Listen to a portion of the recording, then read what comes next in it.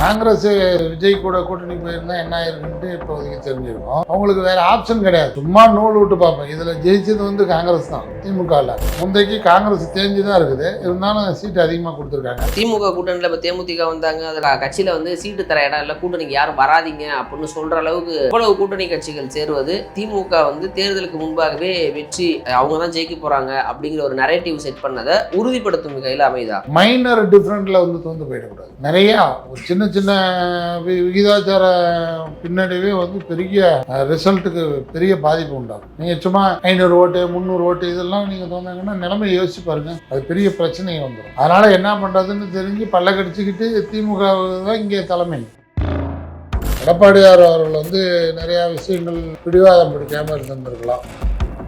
விஜய் அவர்கள் செய்கிற விஷயங்கள் தான் தற்பொழுது பயங்கரமாக ட்ரோல் ஆகிடுச்சு. ஒரு பொது வாழ்க்கைக்கு வந்துட்டாரு, ஒரு அரசியல் கட்சி தலைவராக இருக்கிறாரு, அவரை பின்பற்ற பல கூட்டம் இருக்கிறாங்க. அவங்க பேசுகிற பேச்செல்லாம் பார்த்தா தான் பயமாக இருக்கு. சொந்த வாழ்க்கைங்கிறது வந்து பொது வாழ்க்கைக்கு கூட வந்து முடிச்சு போடக்கூடாது. இது வந்து தனிப்பட்ட கருத்து. அப்படிலாம் போட்டு பார்த்தீங்கன்னா நம்ம தமிழ்நாட்டில் எந்த அரசியல் தலைவரும் நடமாட முடியாது, பொது வாழ்க்கைக்கு வரன்ட்டு வர முடியாது. வேறு ஒரு விஷயம் வந்து விஜய் தாக்குவதற்கு வருவதை தற்காத்து நின்று இந்த விஷயத்தினால ஹெல்ப் பண்ணியிருக்காங்க. எல்லாரும் டைவர்ட் ஆகிட்டீங்கல்ல. நாட்டுக்கு முக்கியமான பிரச்சனை விஜய் திரிஷா பிரச்சனை தான், வேற எதுவுமே கிடையாது. உங்க toilet cleaner bison toilet cleaner குவாலிட்டியை விட பெட்டர்னு நிரூபிச்சா உங்க மொத்த பணமும் ரீஃபண்ட். பைசன் டாய்லெட் கிளீனர் இப்போது 79 ரூபாயில். அறம் நாடு நேயர்களுக்கு அன்பு வணக்கம். இன்று நம்மோடு இணைந்திருப்பவர் முத்தமிழ் செல்வன் அவர்கள். சார் வணக்கம். சார் வணக்கம். எப்படி சார் இருக்கீங்க? நலமா இருக்கு. இப்போ லாஸ்டாட்டே நம்ம பேசிட்டு இருக்கும்போது சொன்னீங்க, திமுக காங்கிரஸ் கூட்டணி உடைவதற்கான வாய்ப்புகளே கிடையாது, அவங்க அப்படியே தான் கண்டினியூ ஆக போகிறாங்க. ஸ்டாலின் அதெல்லாம் திறமைசாலி, நீங்கள் வேணால் பாருங்கள், காங்கிரஸ் வெளியே போனால் அவங்களுக்கு தான் ஆபத்து அப்படின்னீங்க. அதே மாதிரி அலையன்ஸ் ஆல்மோஸ்ட் ஃபைனல் ஆயிடுச்சு, சீட்டும் பேசி முடிச்சிட்டாங்க. சிஎம்ஏ அப்படி பண்ண விஷயம் தான் வைரல் ஆகிட்டு இருக்கு. எப்படி பார்க்குறீங்க? இல்லை நான் சொல்கிறேன்னா வேற ஆப்ஷன் வந்து காங்கிரஸுக்கு கிடையாது. நீங்கள் ஒரு விஷயம் புரிஞ்சுக்கிங்க. காங்கிரஸ் சப்போஸ் விஜய் கூட கூட்டணி போயிருந்தா என்ன ஆயிருக்குன்ட்டு இப்போதைக்கு தெரிஞ்சிருக்கும். அவங்களுக்கு வேறு ஆப்ஷன் கிடையாது. சும்மா நூல் விட்டு பார்ப்பேன். இதில் ஜெயிச்சது வந்து காங்கிரஸ் தான். திமுகவில் கலைஞர் காலத்தில் மாதிரி கூட்டணி ரொம்ப இழுக்கலை. டக்குன்னு சீக்கிரம் ஓவர் சஸ்பென்ஸுக்கு இடம் கொடுக்காம முடிச்சிட்டாங்க. இதுவே கொஞ்சம் அப்படி இருக்குன்னொன்னே அது எப்படின்னா நாளைக்கு எலெக்ஷன் ஒர்க் பண்ணுறப்ப ரொம்ப சங்கடத்தில் கொண்டு போய்விடும். ரொம்ப கசந்துக்கிட்டு மூந்துக்கிட்டு இருந்து பண்ணிங்கன்னா எலெக்ஷன் நெருக்கத்தில் ஒரு தொண்டர்களுக்குள்ள ஒரு இது வராது. இதுவே நீங்கள் பார்த்தீங்கன்னா மாவட்ட செயலாளர்லாம் முதலமைச்சர்கிட்ட காங்கிரஸை கழட்டி விடுங்கன்னு சொல்ல ஆரம்பிச்சிட்டாங்கன்ட்டு நியூஸில் ஸ்கோரில் வந்துச்சு பார்த்தீங்களா? அதேமாரி திமுககாரங்களுக்கு ஒரு பெரிய பழக்கம் உண்டு. முடிஞ்ச அளவுக்கு தக்க வச்சுன்னு பார்ப்பாங்க, இல்லைன்னா போடான்ட்டு நல்ல எஃபர்ட் போடுவாங்க டிஎம்கேக்காரங்க. அந்தமாரி எதுவும் வீர விளையாட்டு எதுவும் நடக்கலை. சீக்கிரம் முதலமைச்சர் அவர்கள் வந்து கூட்டணியை ஃபைனல் பண்ணார். அது பெரிய விஷயம். முந்தைக்கு காங்கிரஸ் தேஞ்சு தான் இருக்குது. இருந்தாலும் சீட்டு அதிகமாக கொடுத்துருக்காங்க. அவங்க எந்த அடிப்படையில் கொடுத்தாங்கன்னு தெரியல. சிதம்பரம் மாரி மூத்த காங்கிரஸ் தலைவர்கள்லாம் வந்து இதில் சீக்கிரம் தலையிட்டாங்க. அதனால் வந்து இது வந்து காங்கிரஸுக்கு தான் வெற்றி. அப்படி எலெக்ஷன் நீரோட்டத்தில் நாளைக்கு கேம்பெயின் ஒர்க்கு ஃபீல்டு ஒர்க்லாம் பார்க்குறதுக்கு எல்லாத்துக்கும் வந்து ஆட்கள் வேணும். ரொம்ப பிரச்சனையாக இருந்தால் தொண்டனுக்குள்ளே மனக்கசப்பு வந்துச்சுன்னா அது பெரிய வில்லங்கத்துக்கு போயிடணும். 2011 இப்படி தான் பண்ணி நிறையா சீட்டு வாங்கினாங்க. கடைசியாக என்னாச்சு? அதுமாரி ஆகாமல் இப்போ முடிஞ்சிருக்கு. ஆமாம், அந்த எண்ணிக்கை அதுக்கு பிறகு குறைஞ்சு வந்துருச்சு. இன்னைக்கு ஒரு 3 சீட்டு எக்ஸ்ட்ரா வாங்கியிருக்காங்கன்னு நினைக்கிறேன். 28+1. ஸோ 3 சீட் அதிகமாக வாங்கியிருக்காங்க. சரி, இப்போ இருந்தாலும் இவ்வளவு பிரச்சனைகளுக்கு பிறகு அந்த மனநிலையோட ஜெல்லாகி தேர்தலை சந்திக்க முடியுமா, அல்லது திமுக காங்கிரஸை நிச்சயம் பழி வாங்குமா? அந்த மாதிரி பழி வாங்குன்ற அந்த அளவுக்குலாம் போகாது. ஜெல்லாம் ஆகிடும். ஏன்னா என்ன ரொம்பலாம் இழுக்கல, சீக்கிரம் முடிச்சிட்டாங்களே டக்குன்னு. அதில் வந்து நல்ல நிதானமாக செல்வ பிறந்தகை செலவிட்டார். அது ஒன்றே. இப்போ இந்த பேச்சுவார்த்தையில் வந்து திமுகவினுடைய ரொம்ப சீனியராக இருக்கிற துரைமுருகன் அவர்கள்லாம் வந்து தலையில்லை. அவர் துரைமுருகன் இருந்தாருன்னா ஒரு தடவை மதிமுக அலையன்ஸுக்கு கெட்டு போனதுக்கே அவர் தான் காரணம்னு சொன்னாங்கன்னு சொல்லுவாங்க. அவர் அந்த பேச்சு கொஞ்சம் நக்கல் அப்படின்னா போதும். நல்லது நினச்சி சொல்கிறாரா வில்லங்க நினச்சி சொல்கிறாரான்னு அது வந்து அவரோட நேச்சர் ஹேபிட்டு. அதனால் சீக்கிரம் முடிஞ்சிருச்சு. ஜெல் ஆகிடுவாங்க. திமுக கூட்டணியில் இப்போ தேமுதிக வந்தாங்க, அதற்கு பிறகு இவங்க வந்துட்டாங்க, எல்லாருமே சார் இப்போ அப்புறம் கட்சியில் வந்து சீட்டு தர இடம் இல்லை, கூட்டணிக்கு யாரும் வராதிங்க அப்படின்னு சொல்கிற அளவுக்கு இவ்வளவு கூட்டணி கட்சிகள் சேருவது திமுக வந்து தேர்தலுக்கு முன்பாகவே வெற்றி அவங்க தான் ஜெயிக்க போகிறாங்க அப்படிங்கிற ஒரு நரேட்டிவ் செட் பண்ணதை உறுதிப்படுத்தும் வகையில் அமைதா? நீங்களே சொல்லியிருக்கீங்க தேர்தலில் வந்து உறுதிப்படுத்தன்ட்டு.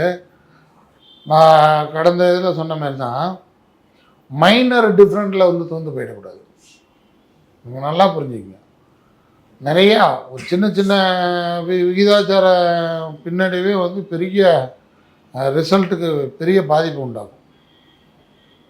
நீங்கள் சும்மா 500 ஓட்டு 300 ஓட்டு இதெல்லாம் நீங்கள் தோந்தாங்கன்னா நிலைமை யோசிச்சு பாருங்கள், அது பெரிய பிரச்சனையை வந்துடும். அதனால் என்ன பண்ணுறதுன்னு தெரிஞ்சு பல்ல கடிச்சிக்கிட்டு திமுக தான் இங்கே தலைமை. அதனால் அவங்க வந்து அட்ஜஸ்ட் பண்ணிக்கிட்டு தான் போய் ஆகணும், பண்ணிட்டாங்க. அதில் வந்து அவங்களுக்கு வந்து அதிகாரம் தான் நான் சுவைக்கணும், அதிகாரத்துக்கு வேணும். இப்போ திராவிட முன்னேற்ற கழக கூட்டணியில் இருக்கிற காங்கிரஸோ விடுதலை சிறுத்தைகளோ மற்ற இந்த முஸ்லீம் லீக்கு எல்லாருமே வந்து திமுக ஆட்சியில் இருந்தால் தானே ஏதாவது செய்ய முடியும், மக்களுக்கும் சரி தனக்கும் சரி ஏதாவது செஞ்சுக்க முடியும். அப்புறம் அதனால் வந்து ஜெல்லாகிறது இதெல்லாம் வந்து என்ன, அவங்க வந்து ஒரு வெற்றியை நோக்கி போயிட்டு இருக்காங்க. வெற்றியை நோக்கி போறாங்கிறது வெற்றி கூட்டணியா அது அமையறதுக்கான வாய்ப்புகள் தான் அதிகம் இருக்கா 26ல்? இந்த 26 மேக்சிமம் டிஎம்கே ரீகால் பண்றது தான் வாய்ப்பு. நான் 2 முறை தொடர்ந்து ஜெயிச்சது இல்லை திமுக அப்படிங்கிற ஒரு வரலாறு. திமுக ஜெயிச்சிருக்கு, இல்லை திமுக ஜெயிச்சது இல்லைங்கிற ஒரு வரலாறு மாத்துறாங்களா? அப்படியெல்லாம் இல்லைங்க. வரலாறு மாறுறதுன்னா எதிர்கட்சிகள் வந்து ஸ்திரமா இல்லை, பலமா இல்லைங்கிறீங்க? பலமா ஓப்பனாக சொல்கிறேன், வெளிப்படையாக சொல்லணும்னா இதில் எடப்பாடியார் அவர்கள் வந்து நிறையா விஷயங்கள் பிடிவாதம் பிடிக்காமல் இருந்திருக்கலாம். ஒன்று மீடியா பாயிண்ட் ஆஃப் வியூவில் நான் சொல்கிறேன், மக்கள் பாயிண்ட் ஆஃப் வியூவில் அது. அதனால் வந்து அந்த கூட்டணி ஒன்றும் அவ்வளோக்கெல்லாம் ஒன்றும் மோசம்லாம் சொல்லிட முடியாது. அதுவும் வந்து ஓரளவுக்கு வலுவான கூட்டணிகள் தான். இப்போ காங்கிரஸு பிஜேபிக்கு கொள்னு வச்சுக்கலாம், இந்தாண்ட விடுதலை சிறுத்தை பாமக அங்கே இருக்குது, எல்லாமே ஓரளவுக்கு இதாக தான் இருக்காங்க. கொஞ்சம் திராவிட முன்னேற்ற கழக கூட்டணி வந்து கொஞ்சம் மேலோட்டமாக வந்து வலுவாக தோன்றுது. இன்னொரு புறம் விஜய் அவர்கள் செய்கிற விஷயங்கள் தான் தற்பொழுது பயங்கரமாக ட்ரோல் ஆகிட்டு இருக்கு. ட்ரோல்னால் ரொம்ப அவ்வளோ விமர்சனத்துக்கு உள்ளாக்கப்பட்டு வருது. எப்படி பார்க்குறீங்க? ஏன்னா பர்சனல் லைஃப்ங்கிறது தான், அவங்களோட பர்சனல் தான், அதில் தலையிடக்கூடாது. இதனால் ஒரு பொது வாழ்க்கைக்கு வந்துட்டார், ஒரு அரசியல் கட்சி தலைவராக இருக்கிறாரு, அவரை பின்பற்ற பல கூட்டம் இருக்கிறாங்க. அவங்க பேசுகிற பேச்செல்லாம் பார்த்தா தான் பயமாக இருக்குது. அதே அவங்க பேசுறது அதான் ஒரு பக்குவம் கிடையாது. நாங்கள் எங்கள் அண்ணா எப்படி வேணாலும் இருப்பார், அப்படி வேணா, நீங்கள் தாய்க்குளம் வேறு என் பின்னாடி இருக்குதுன்னு வேறு விஜய் சொல்லிகிட்டு இருக்காரு. தாய்க்குளங்கள்லாம் எந்த மாதிரி ரியாக்ஷன் வரும்ன்ட்டு சொல்ல முடியாது. அவர் பர்சனல் தான், அதில் மாற்றுப்பட்ட கருத்து கிடையாது. அந்த நடிகைக்கும் விஜய்க்கும் உள்ளது வந்து பர்சனல்னால் நீங்கள் 4 சோரத்துக்கு வரணும் இல்லை, நீதிமன்றத்துக்கு போயிட்டு செய்தியானதுக்கு அப்புறம் தானே அது எல்லோரும் நோண்டுறாங்க. அதனால் வந்து அது ஒரு விஷயமே இல்லை. சொந்த வாழ்க்கைங்கிறது வந்து பொது வாழ்க்கைக்கு கூட வந்து முடிச்சு போடக்கூடாது, இது வந்து தனிப்பட்ட கருத்து. அப்படிலாம் போட்டு பார்த்தீங்கன்னா நம்ம தமிழ்நாட்டில் எந்த அரசியல் தலைவரும் இதுங்க முடியாது, நடமாட முடியாது, பொது வாழ்க்கைக்கு வரன்ட்டு வர முடியாது. அதுவும் திமுக காரங்களாம் இதை ட்ரோல் பண்ணாங்கன்னா பெரிய காமெடியே அங்கே தான் இருக்குது. ஆனால் புரியுது சார். இப்போ அவங்களோட மனைவி வந்து வெளியில் பேசும்போது தானே இது சர்ச்சையாகுது. இப்போ பாதிக்கப்பட்டவர்களுடைய மனைவி வந்து வெளில வந்து நான் பாதிக்கப்பட்டிருக்கேன், அவமானமாக இருக்குது அப்படின்னு அவங்க பேசும்போது, அது வந்து சொன்னதுக்கு பிறகும் அதை சரி செய்யாமல் மீண்டும் பொதுவெளியில் ஒரு நடிகையோட தோன்றுவது, திருச்சாவோட தோன்றுறது. ஏன் சரி செய்யணும்னா விஜயும் அவங்களும் உட்காந்து பேசிகிட்டு இருக்கணும். இன்னும் அது சரி செஞ்சுருப்பாங்க, அதை நம்ம சொல்லலை. இது பொதுவெளிக்கு வந்தது வந்து அவங்களோட தனிப்பட்ட உணர்வுகளை வந்து பப்ளிக்கில் ஷேர் பண்ணிட்டாங்க. என்ன இதுவே வந்து நம்ம சத்யவான் சாவித்திரி கதை தான், உங்களுக்கு தெரியாது. உண்மையிலுமே வேறு பிளான் இருந்துச்சு விஜய்க்கு.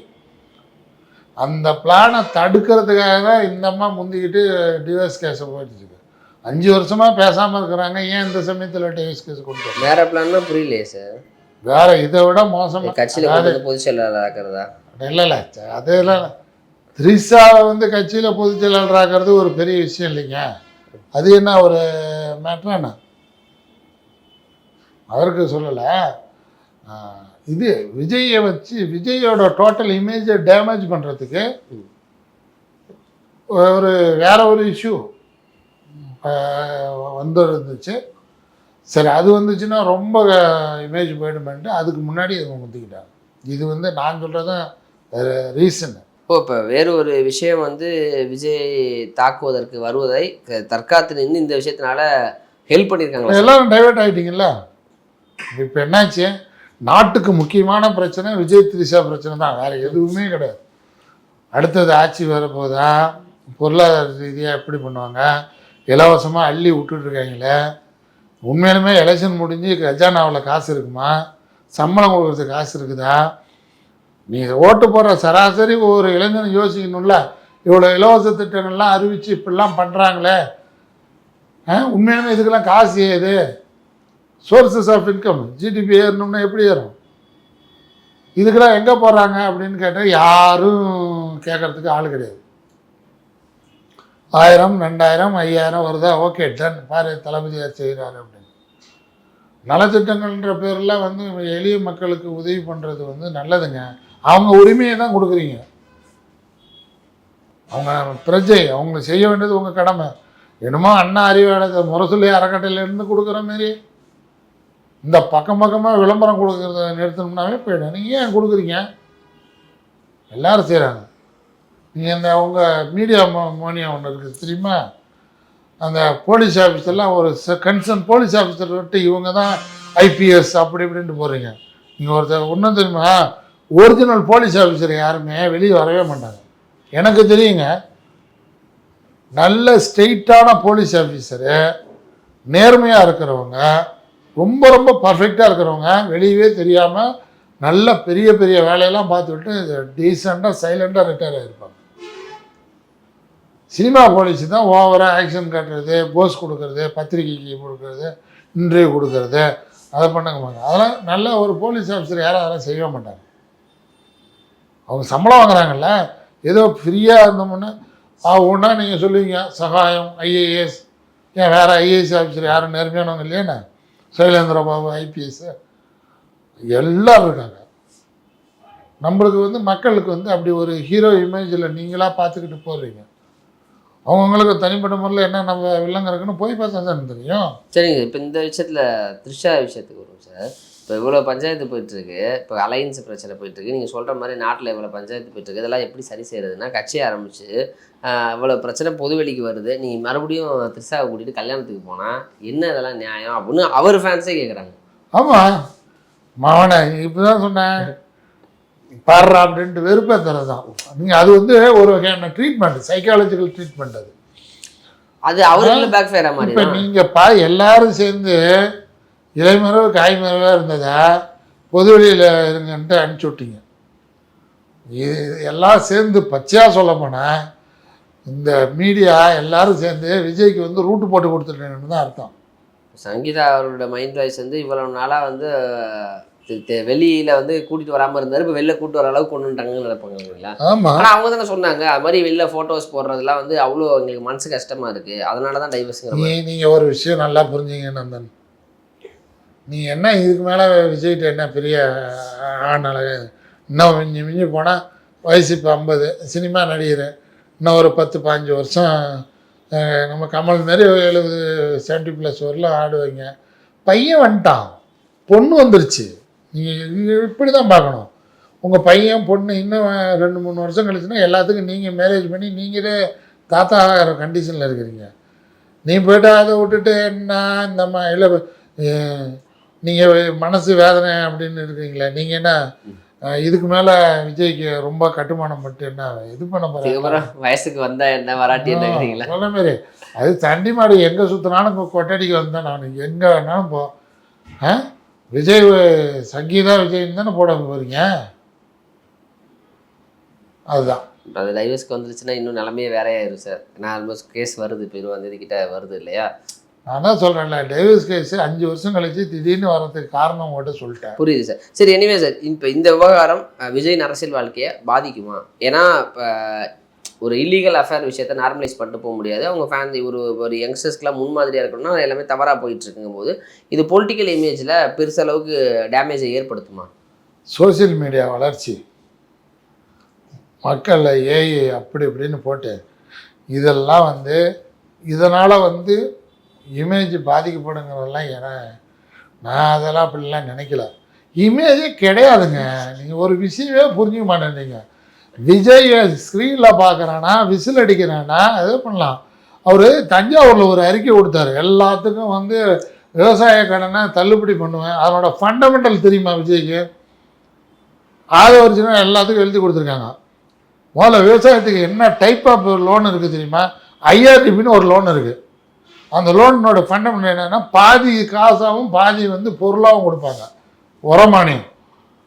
என்ன அதேமாரி நபார்டு ஸ்கீமில் அக்ரிகல்ச்சர் ஸ்கீம் எக்கச்சக்கமாக இருக்குது. இது பாட்டுக்கே வந்து இந்த பயிர் கடன் தள்ளுபடிலாம் திமுக வருஷம் இப்போல்லாம் விவசாயிகள் ஒரு பெரிய விஷயம் என்னென்னா, கடனை வாங்கிட்டு சரி எப்படியும் எலெக்ஷன் வருது, பார்லிமெண்ட் எலெக்ஷனு 3 வருஷத்துக்கு ஒருக்க வருது, 1000 ரூபா தள்ளுபடி வரும்ன்ட்டு பண்ணினாங்க.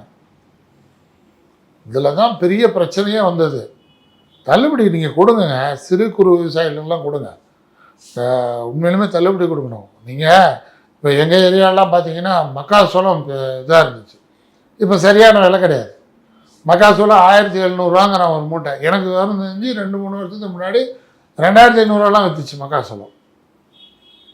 பெரம்பலூர் சரௌண்டிங்லாம் என் நண்பர்கள் நிறையா பேர் சோள வியாபாரி இருக்காங்க. சொன்னால் என்ன சோளம் எவ்வளோ அப்படின்னா இதுமாரி சொல்கிறாங்க. விவசாயினுடைய அடிப்படை பிரச்சனை என்னான்னு தெரியாமலே நீங்கள் பாட்டுக்கு போய்ட்டு இது தள்ளுபடி. நீ முதல்ல இது வரணும்ல, அதிகாரத்துக்கு வந்தால் தானே நீங்கள் இதை பற்றி பேசவே முடியும். ஸ்டேட்மெண்ட் விட்டுட்டு அதான் அடுத்த ஜென்மத்தில் விவசாய குடும்பத்தில் பிறக்கணுங்கிறாரே சார். அது எல்லாரும் சொல்லுவாங்க. விவசாய குடும்பத்தில் போயிட்டு பார்த்தா தான் தெரியும் என்ன பிறக்கவா போகிறோம். வாய்க்கு வந்து அடிச்சு விடுவோம். அடுத்தது விவசாய குடும்பத்துக்கு பிறப்பாரு. அவரே இவர் முதலமைச்சர் வந்து நான் டெல்டாக்காரன் சொல்லிட்டு இருக்காரு. ஆக்சுவலாக கலைஞர் தான் டெல்டா, இவர் எங்கள் டெல்டா, இவர் எல்லாமே சென்னை தானே. டெல்டாக்காரன் அப்படின்னு சொல்லிட்டு இருப்பார்ல, அது கவுண்டர். இப்போ தான் எப்படியோ ஆளுங்கட்சிக்கு எதிராக தன்னை முன்னிலைப்படுத்திக்கணும். அதுக்காக எதை வேணா சொல்லலான்ட்டு எதை வேணாலும் சொல்லலாம். கேட்குறோம்ல, நாங்கள் சொன்னால் வந்துட்டாரு அப்படிம்பீங்க. விஜய் சொன்னான்னா விஜயை சொல்லிட்டாரா அப்படின்னு. என்ன ஸ்க்ரீன் இமேஜை வச்சு வண்டி ஓட்டலாம், அதெல்லாம் எம்ஜிஆர் காலத்தோட ஓகே. விஜய்க்கு அது எடுபடாது அப்படிங்கிறது தான் கன்ஃபார்மாக எடுபடாது. வந்தால் தேர்தலும் அதான் எடுபடுற இருந்தால் அவர் ஒரு மினிமம் ஒரு அலைன்ஸ் வச்சு ஃபார்ம் பண்ணியிருப்பார்ல. யார் நம்பி அவரு? ஆமாங்க, சொன்னார்ல. இப்போ விஜய் கூட போனால் 10 எம்எல்ஏ ஜெயிக்கிற மாதிரி இருந்தால் காங்கிரஸ் நேரம் போயிருக்கும். அதனால் வந்து அவங்களுக்கும் தெரியும், காங்கிரஸுக்கும் தெரியும், விஜய்க்கும் தெரியும். நீவே சார் அதான் இப்போ விஜயால் எந்த தாக்கமும் ஏற்படாது. அவருக்கு இமேஜுங்கிறதே ஒரு கட்டமைக்கப்பட்ட ஒரு இமேஜ் தான். அது ஆல்ரெடி சரிதான் தொடங்குது. திருச்சா விவகாரத்தையும் வச்சு போட்டு பார்க்கும்போது விஜயால் எந்த மாற்றமும் ஏற்படாது. 26 தேர்தலில் ஓட்டுகளை மட்டும்தான் பிரிப்பார் அப்படிங்கிறது தான் அவங்களுடைய முன்பிருந்தே உங்களுடைய பதிலாக இருக்குது. அதை தான் திருப்பி தொடர்றீங்க. பொறுத்து வந்து பார்ப்போம் சார். நேரம் கொடுத்ததற்கு நன்றி சார். நன்றி.